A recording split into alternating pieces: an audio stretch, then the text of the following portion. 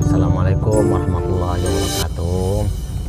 Pemirsa sekalian, saya lagi dalam sebuah perjalanan, dan sesungguhnya kehidupan dunia itu ya mirip kayak sebuah perjalanan begini. Kalau kita bawa tegang ya tegang, kita bawa santai ya santai. Ya namanya juga di jalan, kadang-kadang kita sudah merasa lurus sesuai dengan aturan, tertib, ada aja yang nyenggol. Kadang-kadang kita merasa berjalan sudah standar, ada yang nyelip. Kadang-kadang tiba-tiba yang berhenti di depan kita gitu. Tapi kalau kita bawa santai ya santai aja. Kenapa harus kemudian tegang, marah-marah? Itu akan menguras energi kita. Yang penting kita nanti akan sampai ke tujuan kita. Kalaupun ketabrak paling lecet-lecet dikit gitu ya, nggak usah serius-serius. Ya kehidupannya begini, kadang-kadang kita nggak ada apa-apa, ada yang membuli kita. Kadang-kadang kita ada apa-apa, ada yang ngerempet kita. Biasa-biasa aja. Itulah kehidupan. Kalau kita bawa santai-santai. Nah, persoalannya bagaimana kita bisa santai? Kita bisa santai dalam hidup ini kalau kita punya tujuan yang jelas. Kita mau kemana? Nah, kira-kira perjalanan kita itu masih on the track nggak menuju tujuan? Kalau masih on the track menuju tujuan, nggak ada masalah.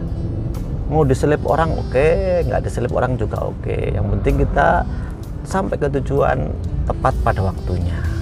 Nah, kalaupun sedikit-sedikit ada yang nyelip, ya bedanya perjalanan hidup di dunia itu berbeda dengan perjalanan kita yang sesungguhnya. Kalau perjalanan kita yang sesungguhnya itu Allah yang menilai. Dan kalau Allah menilai itu tidak didasarkan pada ukuran waktu, tidak juga didasarkan pada ukuran duniawi, enggak. Kadang-kadang ada orang yang dari sisi ukuran waktu pendek, tapi nilai amalnya dahsyat luar biasa, sehingga dia bisa nyelip banyak orang. Tapi kadang-kadang ada orang yang usianya panjang tapi nilai perbuatannya sedikit di sisi Allah Subhanahu wa taala. Nah, kadang-kadang yang membuat sedikit banyak itu adalah bagaimana kita mensikapi kehidupan. Bagaimana kita menata hati kita. Ya kalau misalnya kita disenggol orang, terus kita memahaminya, kemudian kita mengatakan, ya Allah, mungkin saya kayaknya ada potensi melakukan seperti itu, dan Engkau ingatkan ya Allah melalui bulian orang itu, ya Allah hindarkan saya dari hal seperti itu. Maka bulian orang itu jadi berubah menjadi pahala dan menjadi kegembiraan, kebahagiaan untuk kita, bukan malah kita tegang gitu.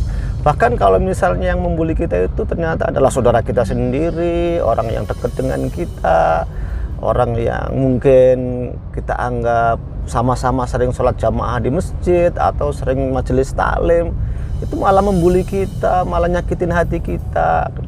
Maka ya kalau kita punya tujuan hidup yang jelas, bikin santai aja. Mungkin kita kemudian mengambil air wudhu, terus kemudian sholat, setelah itu berdoa, ya Allah, kalau yang dikatakan saudara saya itu benar, ampuni saya, Allah, berarti saya yang salah.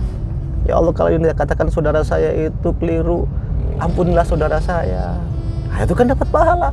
Itu yang mempercepat perjalanan kita menuju Allah Subhanahu wa taala. Jadi ya kayak kita di jalan begini, yang penting tertiblah, sesuai dengan aturan lalu lintas. Kemudian kalaupun nanti ada yang nyelip, ada yang nyenggol, ada yang apa, ya maklumi aja, pahami saja dan bikin santai saja. Kalaupun harus berurusan dengan polisi juga santai saja, nggak usah dibikin tegang, nggak usah marah-marah, menghabiskan energi kita. Yang penting kita tetap merasa benar sesuai dengan track yang ada, dan yang lain salah nasihati. Kalau nggak bisa dikasih nasihati, kasih sanksi. Meskipun yang ngasih sanksi tidak harus kita, yang ngasih sanksi bisa polisi, bisa yang lain, tapi fokuslah kita tetap ada di jalan yang benar sesuai dengan aturan. Dan begitulah dalam kehidupan kita, yang penting sesuai dengan aturan Allah Subhanahu wa taala yang menciptakan kita, yang disampaikan pada Rasulullah Shallallahu alaihi wasallam. Kemudian apa yang terjadi dalam hidup ini jadikanlah sebagai kesempatan untuk memperbanyak amal baik kita. Mudah-mudahan Allah Subhanahu wa Ta'ala terus membimbing kita dalam kebaikan, dan mudah-mudahan Allah mewafatkan kita dalam puncak prestasi amal soleh kita, sehingga kita mendapatkan posisi yang dekat di sisi Allah Subhanahu wa Ta'ala. Assalamualaikum warahmatullahi wabarakatuh.